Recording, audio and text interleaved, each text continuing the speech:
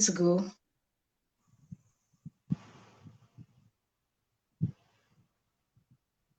Hello, hello, hello, my beautiful people. Welcome to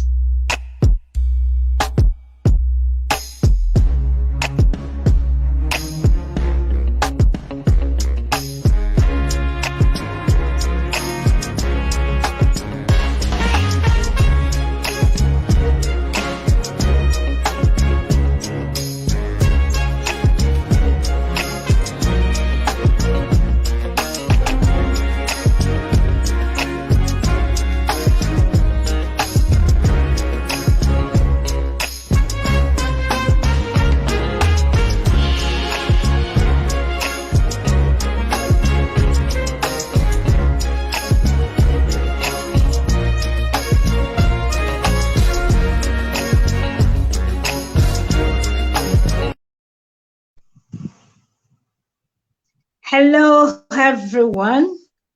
Welcome once again to Women's Talk, where it is sizzling hot, interactive, and transforming.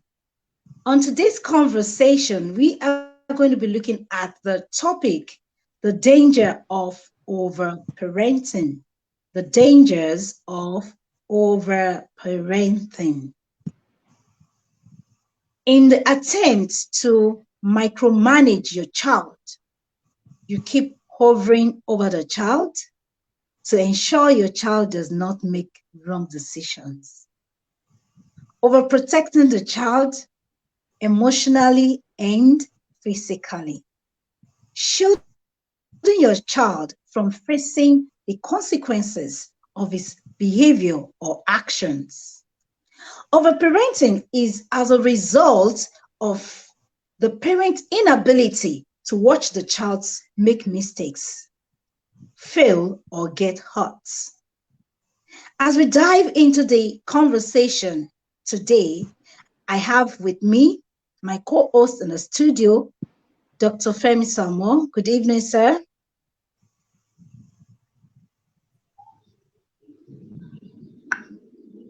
Good evening, viewers. Good evening, everyone. And we also have our guest, Dr. Adewuya Oludare. Dr. Adewuya Oludare studied medicine and surgery and graduated from the University of Ibadan. After his housemanship and NYSC, he decided to specialize in the aspect of mental health, and he currently works in the Federal Medical Center or as a senior registrar in psychiatry. He is also the editor-in-chief of the Association of Resident Doctors Federal Medical Center or his area of interest includes child and adolescent psychiatry and forensic psychiatry. He is a lover of music and sports, a writer, and the author of a book, It's Never Used to Be This Way. Welcome, Dr. Adewuya. Thank you very much, and good evening, everybody. We're delighted to have you on Women's Talk. Thank you very much. Yes, as we dive into this conversation, the danger of overparenting. So I would like to start with Dr. Samuel. How do we know that one is overparenting his or child? How do I know that I'm overparenting my child?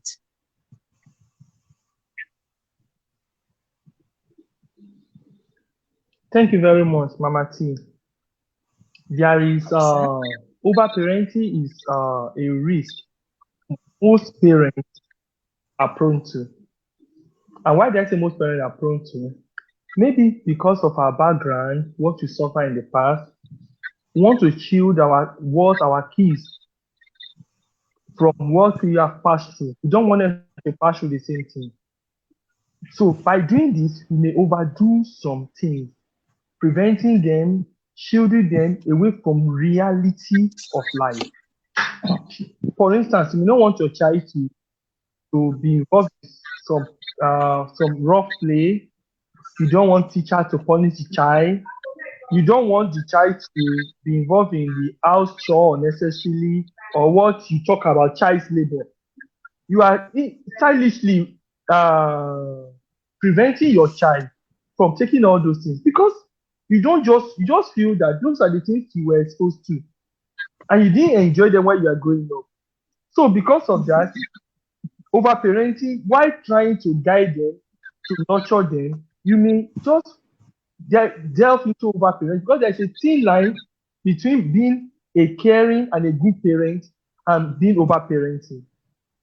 Knowing fully well that that child will still need to grow up, face the challenges in the society, but you are not seeing it from that point of view. All what you care about is that nothing must happen to this child. So you start protecting the child from kindergarten to primary school to secondary to university. Even some of them, after getting married, they cannot still take some decision themselves.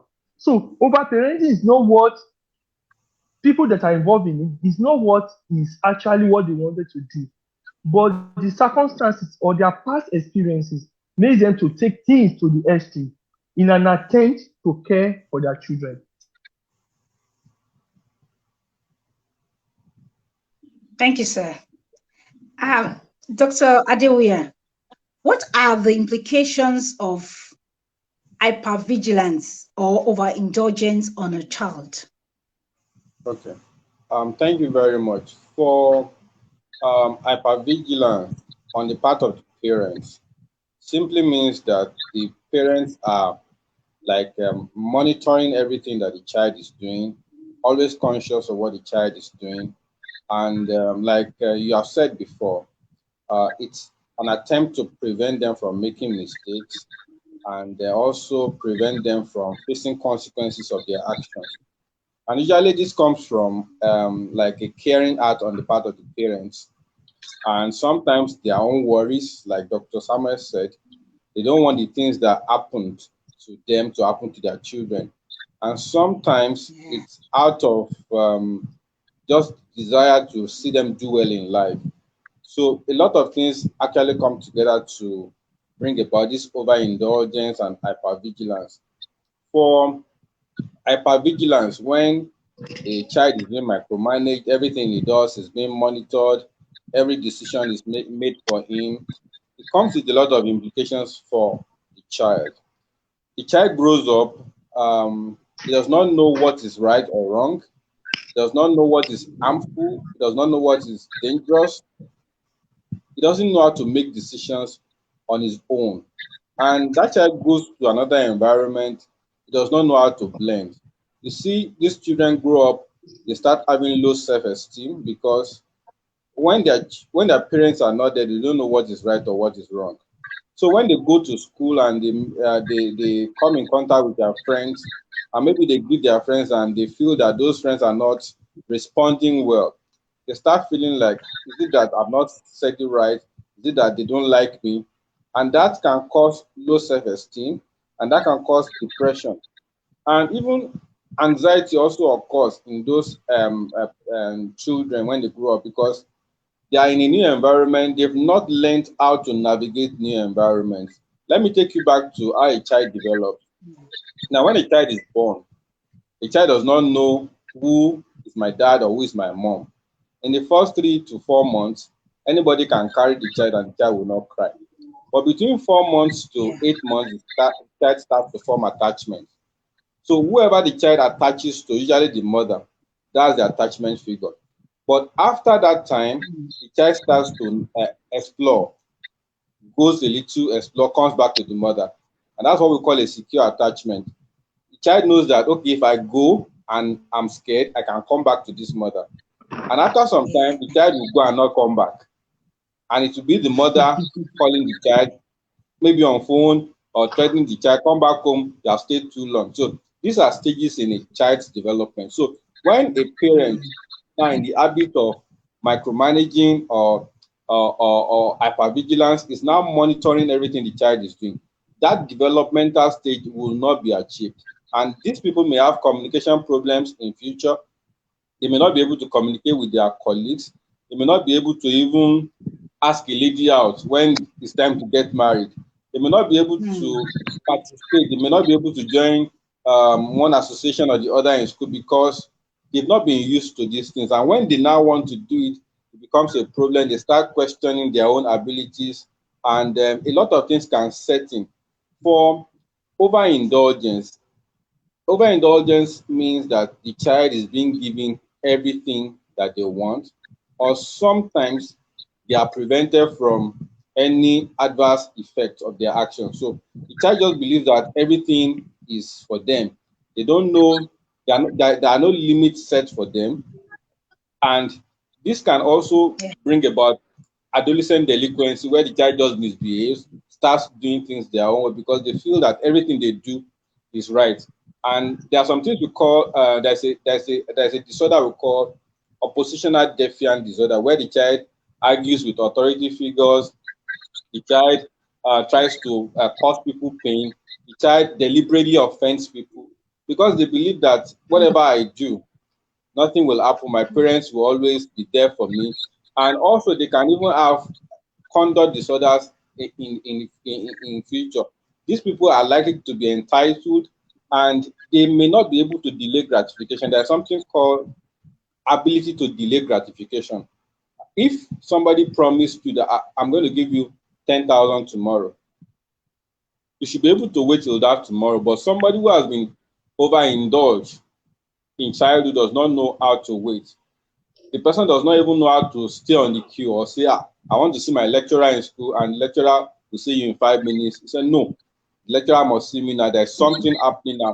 They don't know how to behave outside the comfort of their home. So they run into a lot of problems, interpersonal problems. They have self-esteem problems, and they have a whole lot of personality problems. So a lot of implications on the child who is either overindulged or being micromanaged with hypervigilant parents.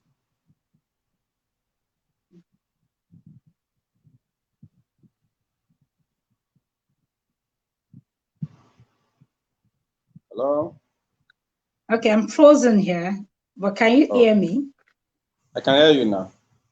Okay, it's frozen here. This frozen thing, I don't know what to do with it. Okay, let's go on then, since you can hear me. So is the video moving over there?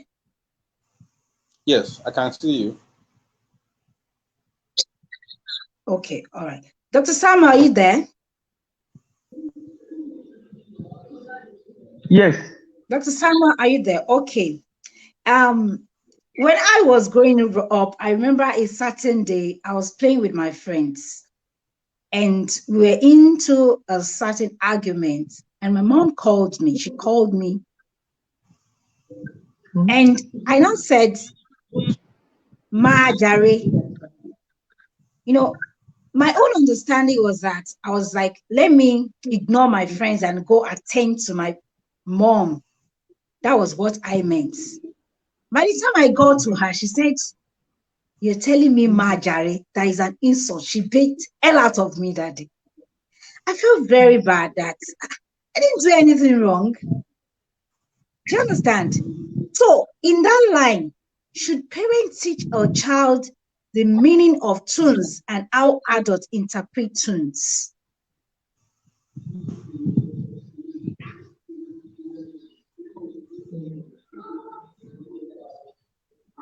Is Dr. Samuel there? Or do I take the question again? I take the question again. I had a little distraction. Should parents teach a child? Should parents teach a child how the meaning of tunes and how adults interpret tunes? Well, yes, in this part of the world. Or let's say body language too. There's a lot of unspoken words in this part of the world. And if you grow up here, you are going to understand that.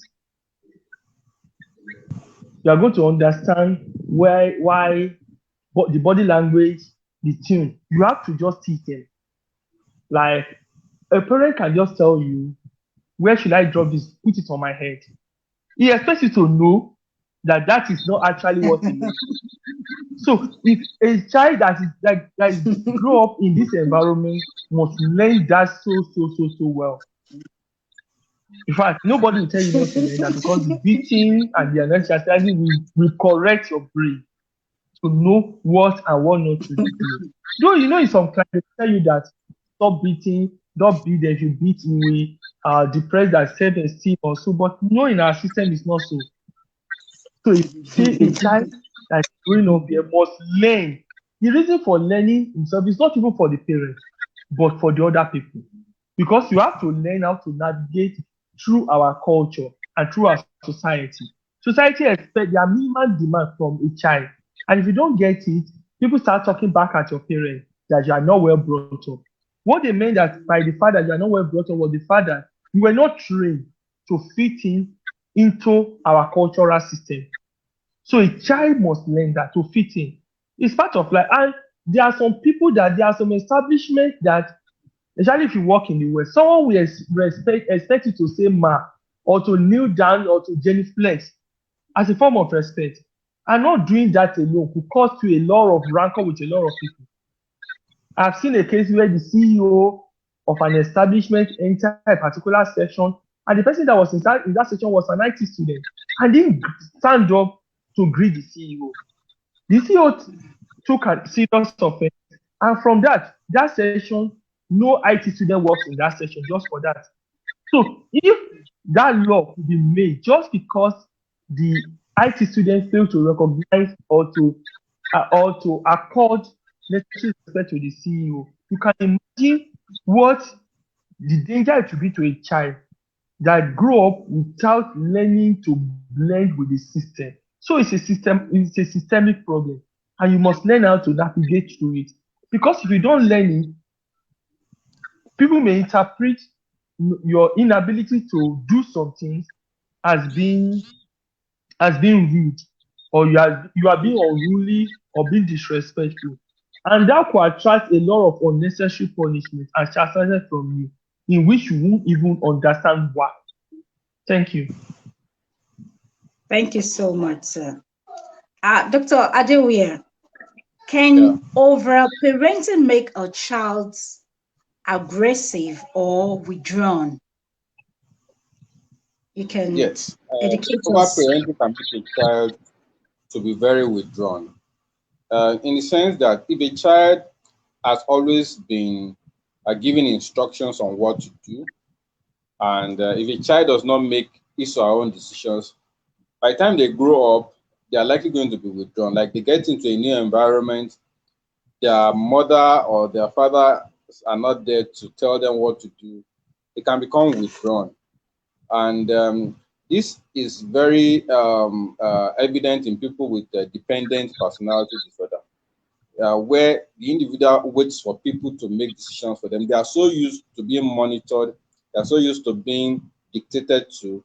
So when they get to an environment where everybody is free, they feel that there is danger out there, because based on what they see from the parents, they can see worry in their parents. Even when the parents are trying to micromanage them, they know that their parents are worried. Many a times, the parents put into them the fear that this world is very wicked, this world is cruel. So be very careful, don't touch this, don't go to this place, don't go to that place. So when they are on their own and they feel that their parents are not there to protect them or to even instruct them on which way to go, they can become withdrawn. And for aggressiveness, because many of them also learn from their parents. Let me just add to what Dr. Samuel said about learning of tones. I believe that learning, there's a psychology about learning. Learning can be maybe classical conditioning learning, like you attach something to a particular thing. So if you tell a child that if you kneel down to greet an elder as a girl, I'll give you 20 naira or 15 naira. So the child attaches that, and before you know it, the child does it all the time. So if you give a reward for a particular behavior, you also get that behavior is reinforced in operant condition. And also there's observational learning. Like in your own case where you said that your mother beat you, I'm guessing that it wasn't your first time of doing that. There's no point beating a child for what you didn't teach the child. So if anything is going to be learned, it has to be taught either directly or the child is observing what you are doing. So many of these children, they observe their parents, they observe their fears, and by the time they get into the real world out there, they feel that they are not protected. So any little anything they see as threat, anything they perceive as threat, as hostility, because of their preconceived ideas. And some of these people are even coming from homes where there is abuse and things like that. So they are they are vigilant to they are hyper vigilant, and they are like somebody is coming to attack you and they can become aggressive. They may not be able to interpret common gestures. They may not be able to know what is a threat or what is not a threat. Let me give you an example. Like a child is allowed to play by 3 to 4 years, a child should be able to play with other children. Usually 1 to 2 years, they love to play on their own. By 3 to 4 years, they should be able to go around and play with other children. Now, if they are able to do that and they are growing well, they know what is harmful, what is not harmful. But if a child does not have that luxury to be able to interact with people and know what is harmful or what is not harmful, if my friend is holding a knife, what does it translate to? By the time that person grows up, goes into the world, when he or she sees things that are not harmful, the person may interpret it as harmful because while they were growing up, they were not even allowed to experience things like that. A child will touch something hot, will know that this is dangerous, I shouldn't touch it again. But if a child didn't learn to do that, if a child is just told, don't touch that thing, it's hot, the child does not know by the time he gets into the world what hot is because the mother is not there to tell him that this is also they misinterpret people's intentions towards them, and they are not able to really expect. They don't know what to expect from people, so they can be very aggressive, and many a times it is due to their inability to manage situations. Some things they're supposed to manage, maybe with dialogue, with diplomacy, they become aggressive because there's nobody there to actually tell them what to do or to protect them. So sometimes they feel that they are solely responsible for their own protection so far their parents are no longer with them, especially when they get into the outside world. And even when they are still very young, many of them, because they know that even if I cause trouble, my parents will be there for me, my parents will be there to fight for me. They can do anything. They can be aggressive towards their colleagues. They can be aggressive towards their teachers. So and they can be hostile. They can cause a lot of injuries because they know that their parents will always come and defend them. So both aggression and withdrawal can occur in children that are being overparented.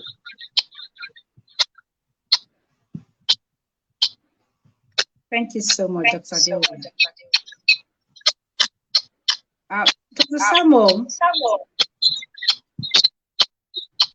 what is your advice for parents who always want to run the lives of their adult children?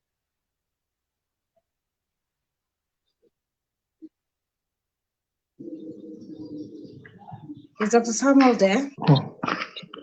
Thank you very much. You see, the way things is, yes, I'm with you. Hello? I can hear you loud and clear. Hello? Hello? Yes. Yes. You can hear you, most of us, we belong to the generation that we have to run the affairs of our children.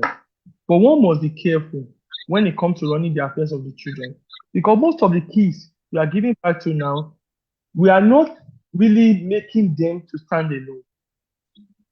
For instance, a child from kindergarten to primary school to secondary school to university, the major decision in school, the course to study, where to specialize, to write jam, and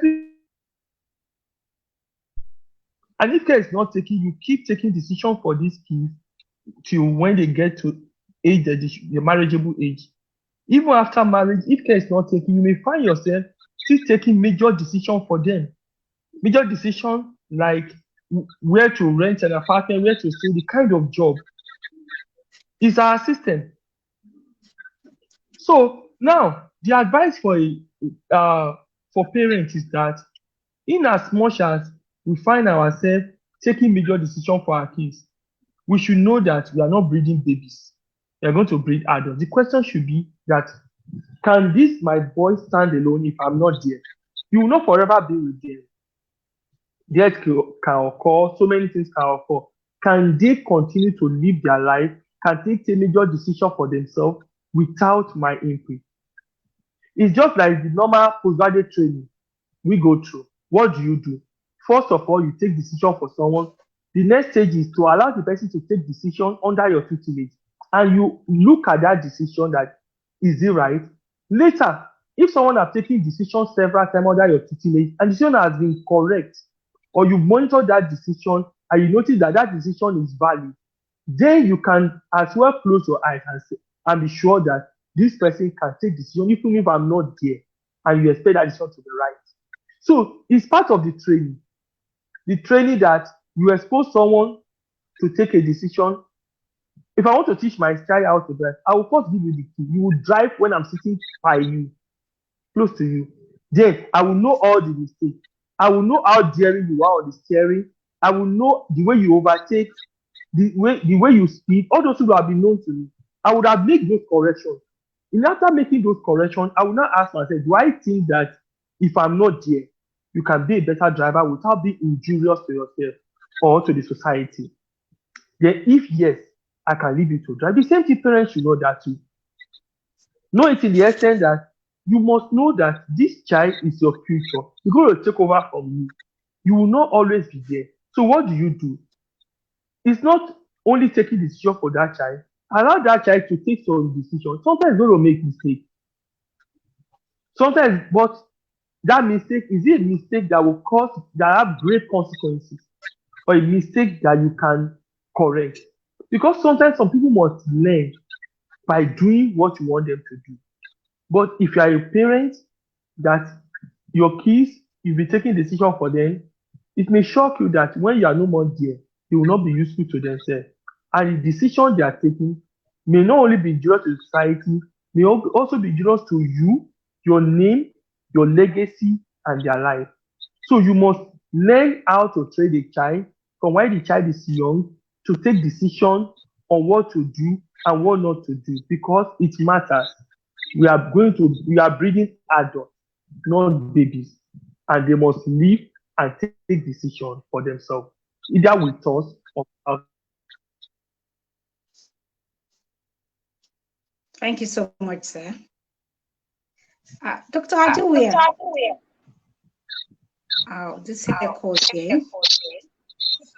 How can overparenting affect a child's self-esteem and confidence?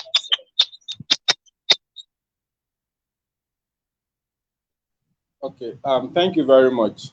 Like I explained before, when there is overparenting, the child believes that everything is being monitored by the parents.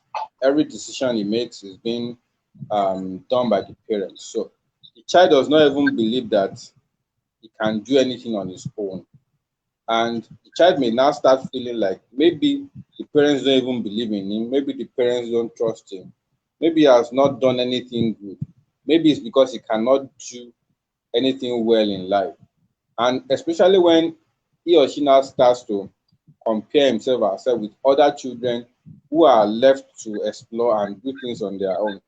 So there's this feeling like there's a reason why my parents are doing this. Why are they monitoring? Why are they doing this? Is it that I cannot live my own life? And you see these struggles start to break out maybe when they're in their adolescent, early adulthood. There is this struggle that I want to do things my own way.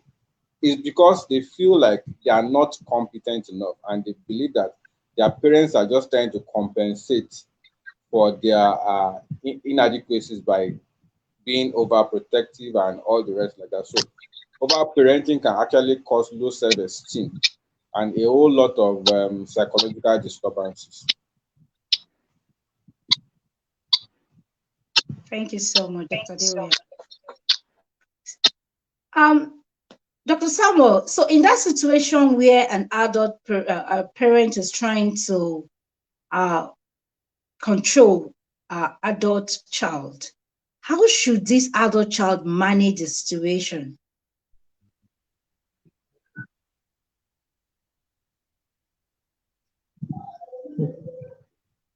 Thank you very much. From my experience, the response to overparenting an adult child is rebellion. Go and look at it. It's rebellion. Because there is no way the child will explain to the man, that I'm not an adult. To his dad, parent, I'm not an adult. They won't understand. So when one of the things you see with overparenting is a rebellious child. When the child wants to set himself free, he starts showing some rebellious attitude that I'm okay, stop worrying over me, I can take care of myself. And most of the time, it's not always, it doesn't go down with the parents.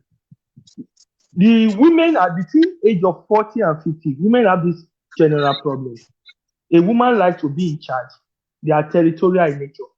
Men tend not to see this. But women want to keep the territory.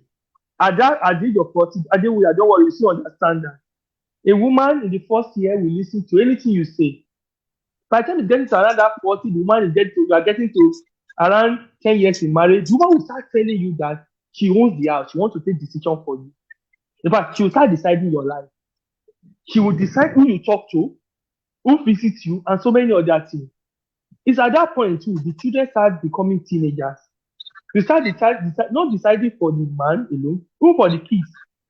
A time will now come, the man has said, so, no, enough. The kids start saying, no, we are no more babies.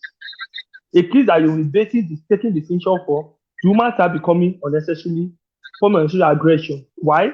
It's losing control. By the time it's approaching 60, it's losing control over the man, losing control over the children that have been taking decision for, start becoming aggressive. So the only response you see from overparenting an adult child is aggression. It's either you succumb to what the person is trying to tell you, that let them take the decision for me. I have seen grown-up men in their early 30s that the mother dictates virtually everything for. And they can't even take any major decision without the mom. And it's either you keep quiet or you have to let them know that, no, I can take decision for myself. And how is that reaction interpreted? It's as rebellion, that you are challenging constitutional authority, you are challenging people that have been taking decision for you, that you are not being grateful. You see, mothers should also be cancelled, or the parents should be cancelled, so that they understand that this person you are taking decision for is an adult. It's better you teach him how to fish than giving him fish, because you will not always be there for him. And the joy of every parent is that when you are not there, your child can take care of himself or herself. Thank you. Thank you so much, sir. Dr. Adewuya, how can parents overcome the prompt to overparenting?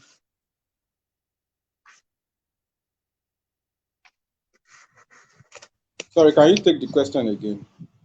How can parents overcome the prompt of overparenting? Maybe at a point, parents want to be quick to correct the child. At that point, you want to start, the parents is already fighting with neighbors because the child, you want to protect your child. You tell your child there is only one way to do things. You want to rescue the child, so it's at every point in time. So how does a parent overcome the prompt to do all those things? Okay. I will add more to what Dr. Samuel said, that the parents should be cancelled. Now, I think every parent should understand the stages of development in a child up to adulthood. Many parents don't have this understanding that there are stages in life for a child up to 80, 85, 90. Everybody has a stage in life. So, but they just have this idea in their head that this is the way it's supposed to be.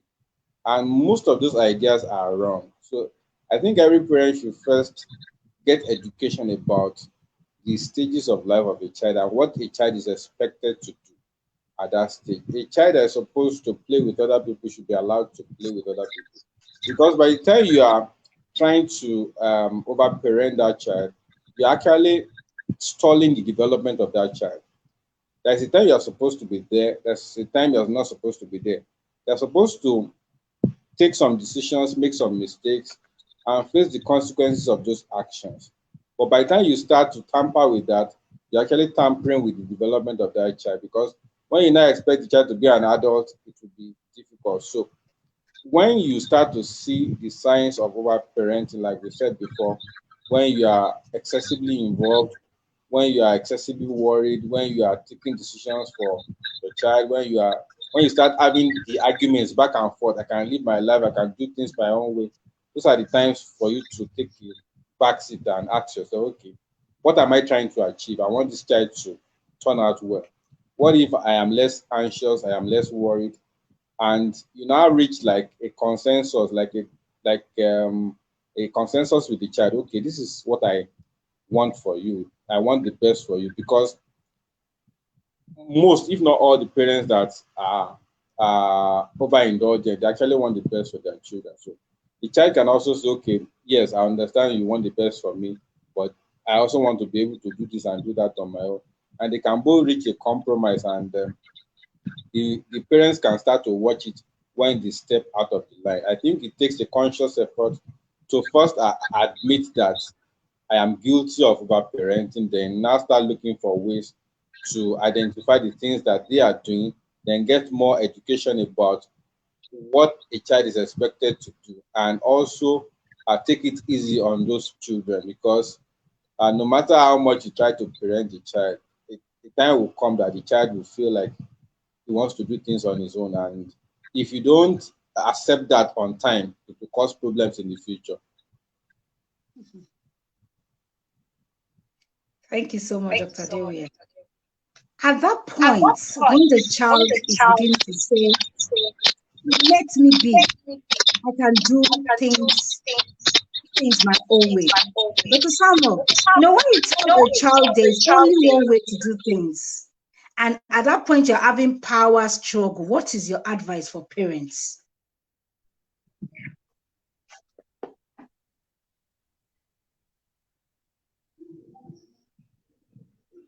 Parenting an adolescent is a different ballgame. It's a different kettle of fish, and it's more challenging. You see, you have to understand an adolescent. There's childhood, adulthood, adolescent. They look like adults, but it's not an adult. So parenting an adolescent has its own challenges on its own, and you have to understand who an adolescent is. So when parenting an adolescent, arguments have started. The first thing you do is that start listening to the child. The kind of parenting is not the type that you have to use force. You give direct instruction, or no. You let the child talk. After talking, listen to the child. You now start from what the child have discussed. Start making corrections. There are times you have to say, okay, you feel you want to do this, do it. Let's see the outcome. So the child understand the fact that you are listening to him or her. Understand the fact that you are seeing as if, okay, it's now reasonable. Do this, let's see the outcome of it. After the outcome, two of you discuss the outcome. That if I didn't intervene on time, this and this and this will have happened. That child will learn by that. What most people do is that the way you are treating 6-year-old girl that sit down there, don't start up, you want to treat a 16-year-old girl that same way. there will not be crisis at home. Most parents have that problem. Even your parents start giving you instructions, start telling you what to do, when to go to church or so, forcing you to do it. It should not look as if you are fighting back. You are fighting back because you think you are an adult. You think you know what you are doing. The truth is that you don't know what you are doing. You don't actually know what you are doing. But if the man knows you don't know what you are doing, or the parents, but if you want to force it down on them that they don't know what you are doing, you are making the mistake, because force will not work. You need to sit them down, let them take their decision. Sometimes you have to agree with them.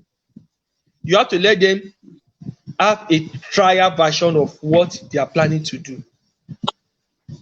So that with this, they can come up with you, talk with you, they will reason with you. They don't want to reason with you. You must gain their trust. They will not reason with you that even when they make mistake, you will be able to come back and tell you, I think I have learned, I shouldn't have done this. So dealing with an adolescent, parenting an adolescent is a different ball game. And it's only a parent that manage 2, 3, 4 adolescents that will be able to tell you what to do, because it's a different ball game. Recently, my daughter was to pick between catering, I think maybe catering and data processing. I wanted data processing actually. She said catering. I know what creating entails, but I had to keep quiet and say, okay, go ahead, pick that catering. Let's see. Because she has made up her mind that this is what she wants to do. Pushing her to do otherwise, there will be conflict. She won't do well in the subject. But if she pick catering, what you should now do is that which catering you pick, make sure you do well. Let's see what can come out of it. So that's what parenting and adolescent is, a different ball game. You must learn how to listen to them. You must learn, two of you will sit down, reason together, and take decision together, not you taking decision for them. Because the moment they see it as if your decision is not going to work. But if it's there, you both is a joint decision, you'll be surprised. It will work out so well. Thank you. Thank you so much. So you should identify the problem, define what you both want, brainstorm and itemize the possible solution or options, then decide on the options then you choose by evaluating. Sorry, I can't hear you.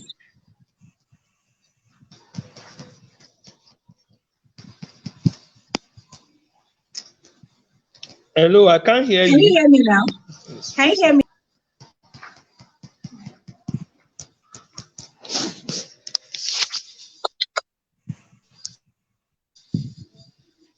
Hello?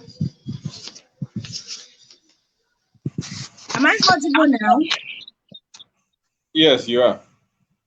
Okay. So I was trying to.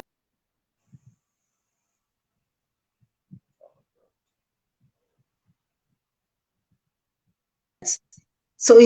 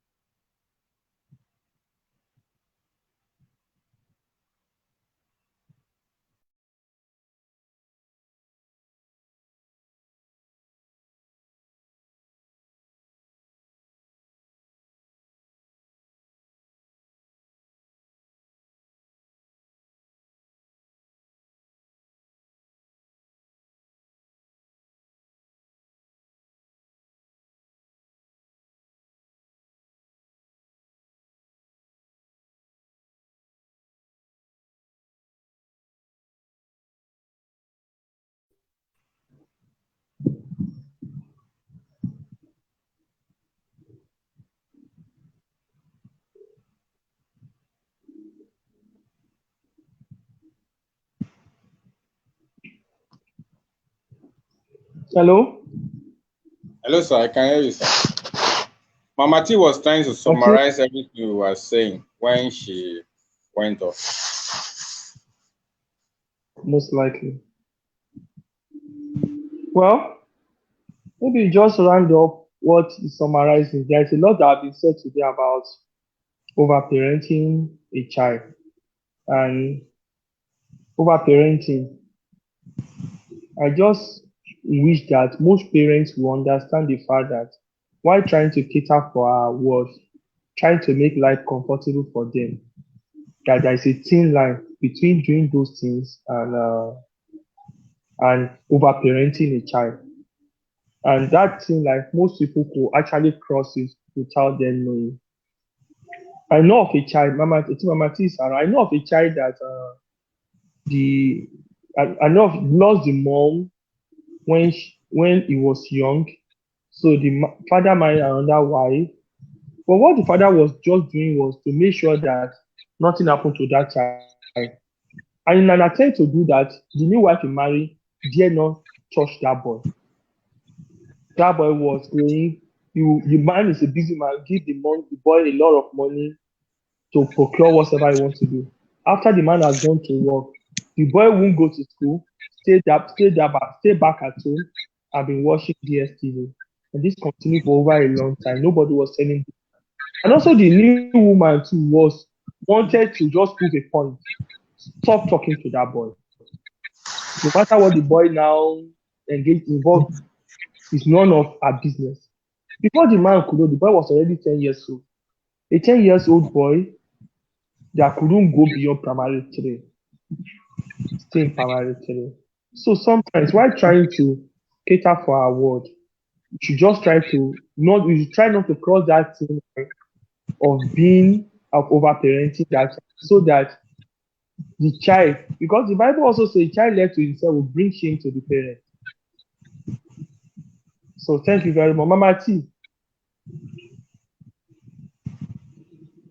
or Okay, Dr. I'm back. Ademuya, any final word you want to say? Mama T. All right, sir. Dr. I think Victoria. okay. From a psychiatrist point of view, I think what is being advocated now is a balance of the two. You must be able to provide the child with emotional warmth, which means that the child should be able to come to you, interact with you, speak with you, be open with you, but also there should not be overindulgence or overparenting. So everything comes with balance. Of course, the way our forefathers brought our fathers up, and some of them brought us up, was the other extreme. Don't do this, don't do that. If you do it, you get spanked and things like that. We now realize that those things are not that effective in today's world. But the other extreme will be an overindulgent parent, which also has its own implications. So I think a balance of the two, not too harsh and not too indulgent, and understanding that every stage in life matters and has its own demands and has its own responsibilities, I think will go a long way. Thank you. Thank you so much, everyone, for being part of this our conversation. So, my conclusion on this conversation is that the desire of every parent is to see the child explore opportunities and be successful in life. So, in many cases, this has resulted to parents going overboard into overpressuring or overprotecting their children from possible disappointments and failures. In turn, has done a lot of ills such as low self-esteem, as we have mentioned, lack of self-confidence, entitlement mentality, and so on. However, it is important for parents to allow their children make their mistakes, learn from their mistakes, so that they can grow into independent adults who are confident proactive, creative, and functional adults in their society. So on this note, we'll be saying thank you everyone for this amazing conversation. Dr. Adewuya, we thank you so much. We are so delighted to have you once again on Real Men's Talk. Thank you so much. You're welcome. Have a good night. So thank you once again to our viewers at home. Don't forget to like and share the video. See